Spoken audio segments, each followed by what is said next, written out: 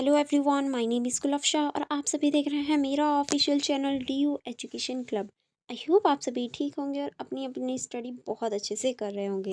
देखिए, आज की जो मेरी वीडियो होने वाली है ये आपकी BA प्रोग्राम की होने वाली है एंड BCom की भी होने वाली है and BA honours political science की भी होने वाली है। यानी ये जो वीडियो है ये तीनों ही कोर्सेज़ के लिए इम्पॉर्टेंट होने वाली है। एंड देखिए, ये जो आपकी वीडियो है ये आपके थर्ड सेमेस्टर की होने वाली है संस्कृत की।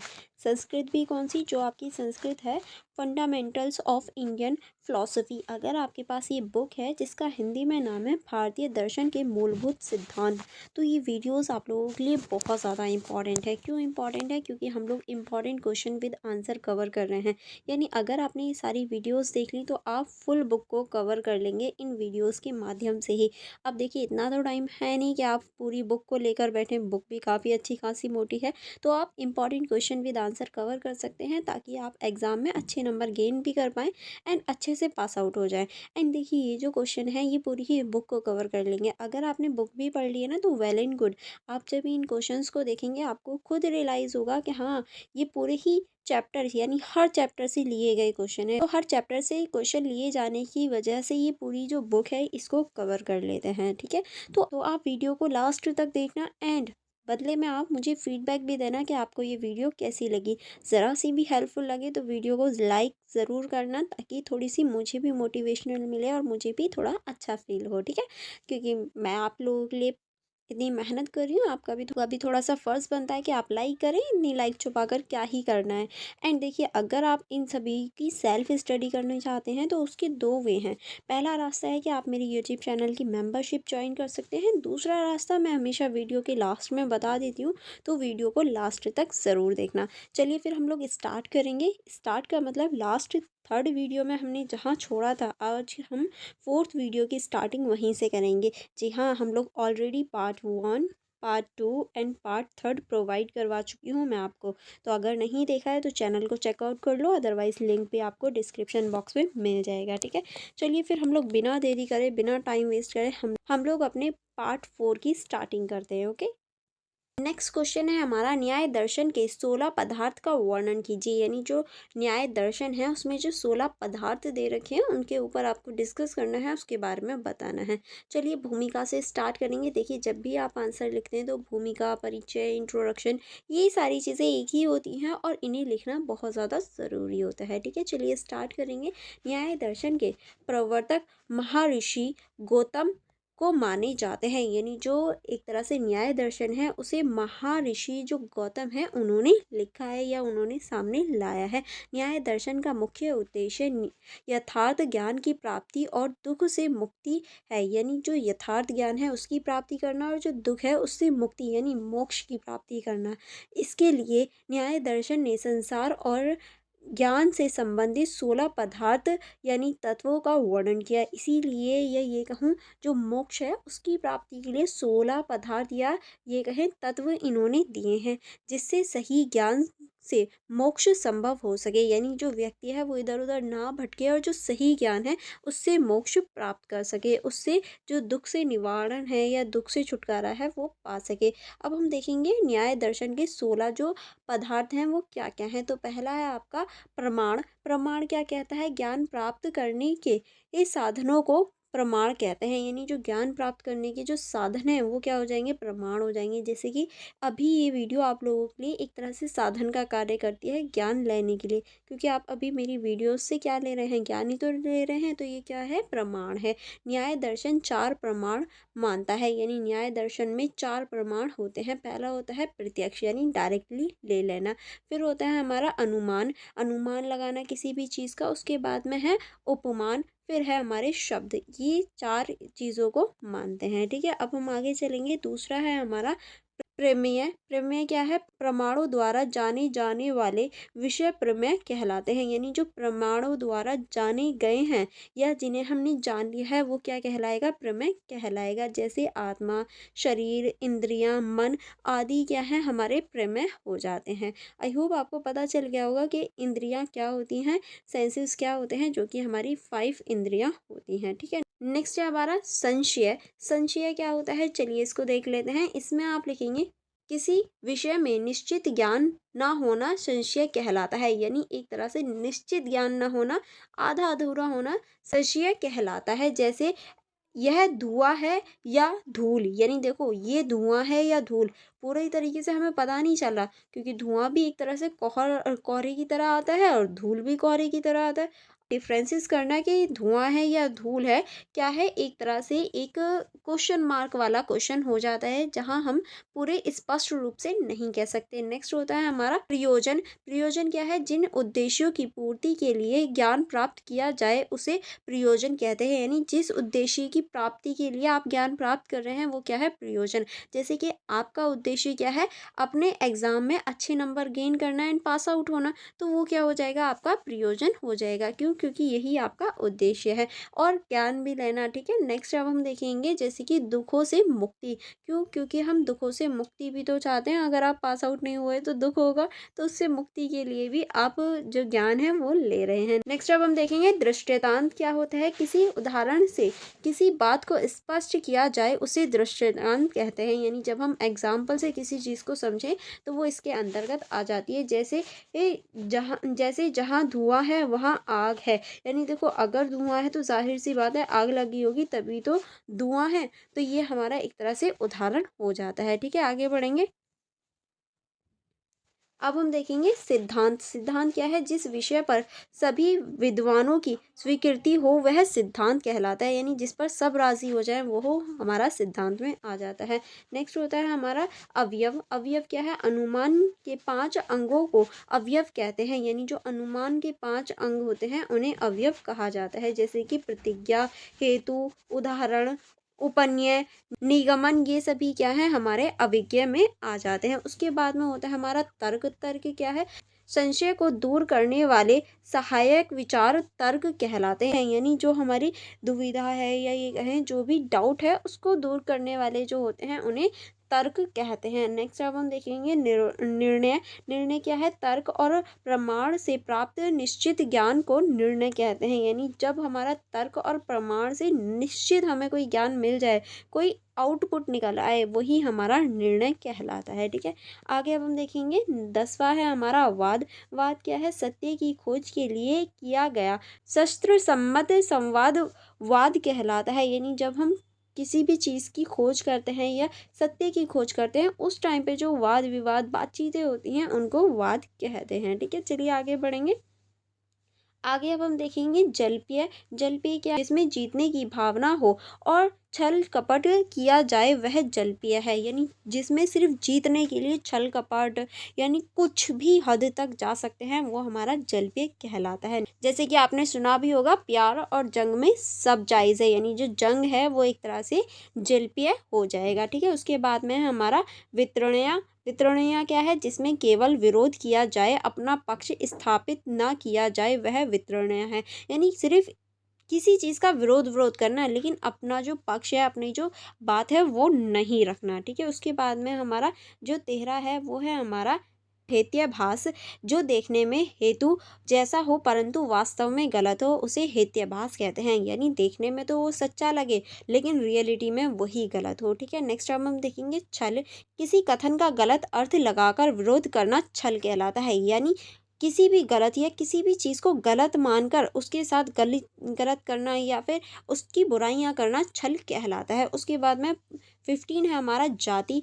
सामान्य संपत्तियां या निरर्थक तर्क जाति कहलाता है। ठीक है, उसके बाद में है हमारा निग्रह स्थान। निग्रह स्थान क्या है, चलिए इसको देख लेते हैं। जो हमारा 16 है वो है हमारा बाद में पराजय के कारणों को निग्रह स्थान कहते हैं। यानी बातचीत में जब हमारी हार हो जाए तो वो जो हार के जो रीजंस हैं, वो जो कारण हैं, वो निग्रह स्थान कहलाएंगे। अब होता है हमारा निष्कर्ष। निष्कर्ष में आप लिखेंगे, इस प्रकार न्याय दर्शन के 16 पदार्थ ज्ञान, तर्क और वाद विवाद की पूर्ण प्रणाली प्रस्तुत करते हैं।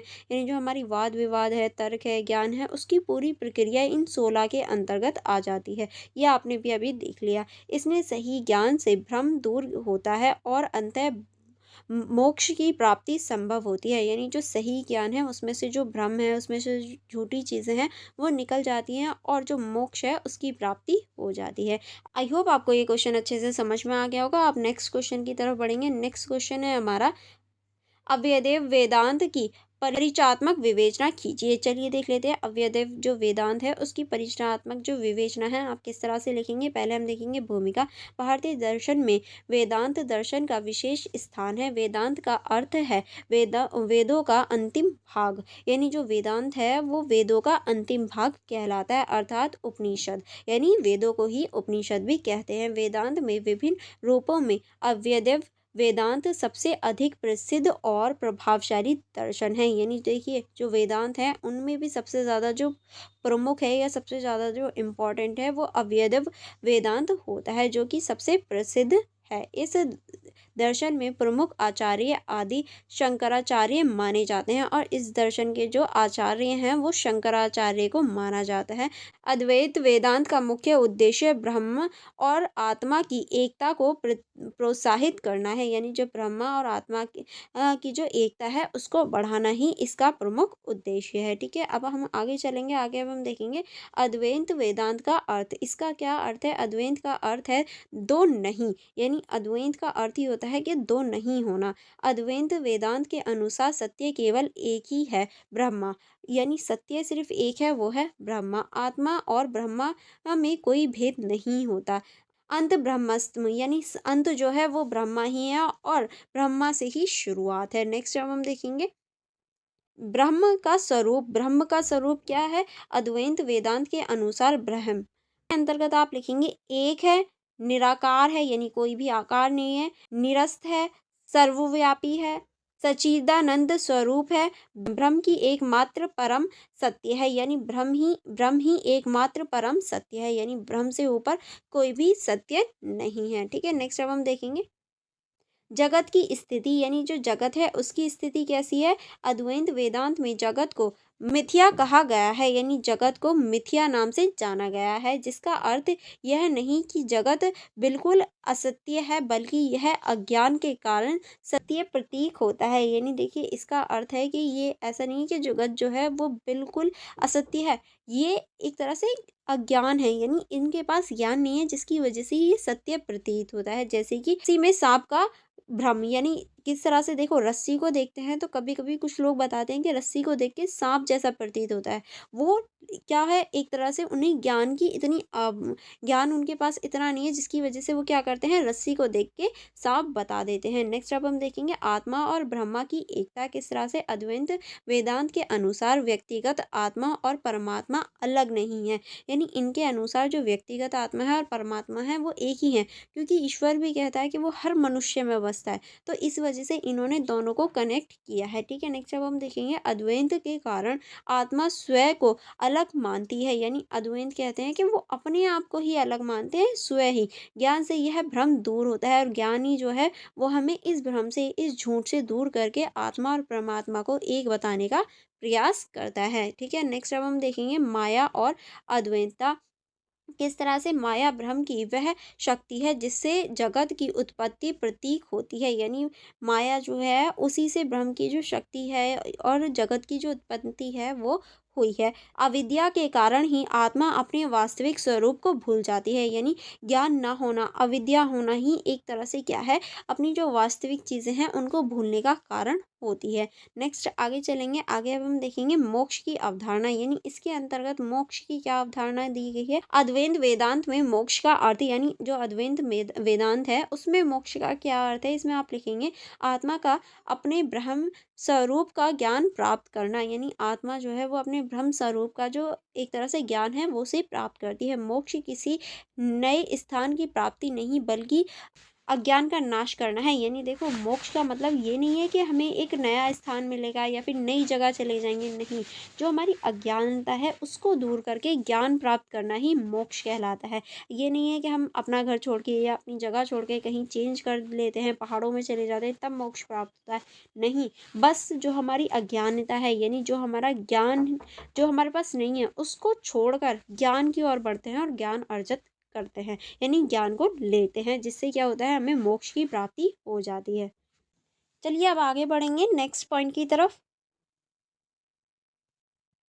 नेक्स्ट अब हम देखेंगे अद्वैत वेदांत का महत्व, यानी जो अद्वैत वेदांत है इसका क्या महत्व है। तो इसमें आप लिखेंगे आत्मा और ब्रह्मा की एकता पर बल देता है, यानी ये आत्मा और जो ब्रह्मा है उसकी एकता पर बल देता है। अज्ञान और भ्रम का तार्किक विश्लेषण करता है, यानी जो अज्ञान है यानी ज्ञान न होने को और भ्रम को दूर करता है। ज्ञान मार्ग को सर्वोच्च स्थान है, यानी ज्ञान से ही ये जो एक तरह से मोक्ष है वो प्राप्त कर सकते हैं, ये यही कहता है। भारतीय दर्शन में गहराई और व्यापकता प्रदान करता है, ताकि जो भारतीय दर्शन है उसे गहराई से और व्यापकता से देखा जा सके और उसे समझा जा सके। ठीक है, आई होप क्वेश्चन अच्छे से समझ में आया होगा। अब हम देखेंगे उपसंहार यानी निष्कर्ष।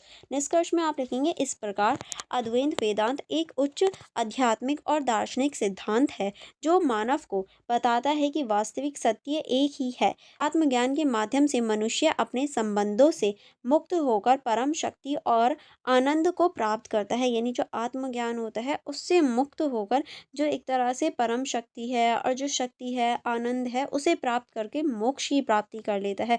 बल्कि जो सत्य है वो तो सत्य ही रहता है, ऐसा नहीं है सत्य चेंज हो जाए, यानी जो सच्चाई है वो सच्चाई ही होती है। आई होप आपको यहाँ तक सारे क्वेश्चन समझ में आ गए होंगे एंड यहाँ आपकी जो फुल बुक के इंपॉर्टेंट क्वेश्चन विद आंसर थे वो कवर हो जाते हैं।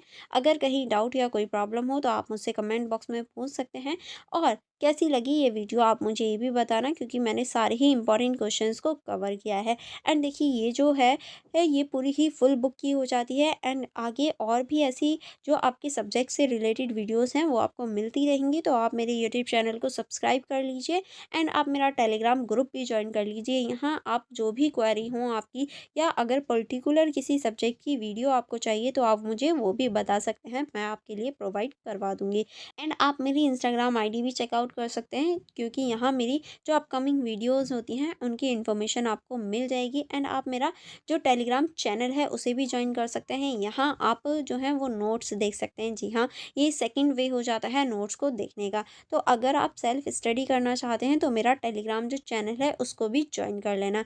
एंड इसके अलावा भी कोई डाउट या कोई प्रॉब्लम रहती है आपको किसी क्वेश्चन में तो आप मुझसे पर्सनली पूछ सकते हैं, मैं आपको ज़रूर आंसर दूंगी। और कोई डाउट रहता है तो भी आप मुझसे पूछ लीजिएगा। एंड आपको ये वीडियो कैसी लगी मुझे फीडबैक भी देना। एंड आप मेरे यूट्यूब चैनल को सब्सक्राइब तो करना ही, उसके साथ में बेल आइकन को प्रेस करके मेरा Telegram group and Telegram channel को भी चेकआउट करना, क्योंकि ये बहुत ज़्यादा इंपॉर्टेंट है आपके इस सेमेस्टर के लिए भी एंड आने वाले जो सेमेस्टर हैं उनके लिए भी, क्योंकि मैं आपको सोल की जो इन्फॉर्मेशन है वो भी प्रोवाइड करवा देती हूँ जो आपके लिए इम्पॉर्टेंट होती है एंड पढ़ा भी देती हूँ, जिससे क्या होगा आपको इधर उधर भटकने की ज़रूरत नहीं है। तो अगर आपने अभी तक यूट्यूब चैनल को सब्सक्राइब नहीं किया तो आप जल्दी से कर लीजिए, क्योंकि ये वीडियो एंड ये चैनल आप लोगों के लिए बहुत ज़्यादा इंपॉर्टेंट होने वाला है। एंड सिर्फ अपने तक ही ये वीडियो सीमित मत रखना, क्योंकि आपके फ्रेंड्स के लिए भी ये बहुत ज़्यादा हेल्पफुल होने वाली है। तो अपने फ्रेंड्स के साथ भी ज़रूर शेयर करना एंड लाइक करना भी मत भूलिएगा, क्योंकि जिस तरह से मैं आपके लिए मेहनत कर रही हूँ वीडियोस बनाकर, आप लाइक तो कर ही सकते हैं। चलिए अब हम मिलेंगे नेक्स्ट वीडियो में। Thank you for watching everyone.